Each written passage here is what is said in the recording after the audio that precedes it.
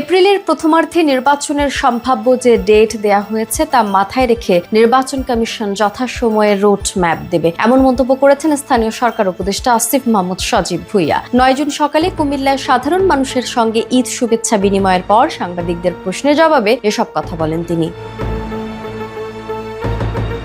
স্থানীয় সরকার নির্বাচন প্রসঙ্গে তিনি বলেন, রাজনৈতিক দলগুলো থেকে যে কনসার্ন ছিল স্থানীয় সরকার নির্বাচন হলে সংসদ নির্বাচন পিছিয়ে যেতে পারে, এখন আর সেই সম্ভাবনা নেই, যেহেতু আমাদের মাননীয় প্রধান উপদেষ্টা একটি নির্দিষ্ট সময় নির্ধারণ করে দিয়েছেন।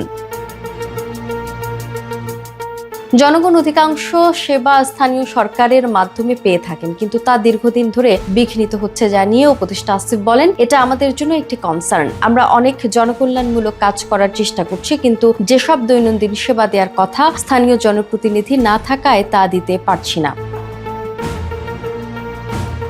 স্থানীয় সরকার নির্বাচন আয়োজনের ব্যাপারে সরকারের শুরু থেকেই সদিচ্ছা ছিল দাবি করে তিনি বলেন, স্থানীয় সরকারের অনেকগুলো স্তর রয়েছে, কতটুকু করা যাবে তা দেখা হবে। সরকারের সিদ্ধান্ত অনুযায়ী নির্বাচন কমিশনকে নির্বাচন আয়োজনের জন্য বলা হবে।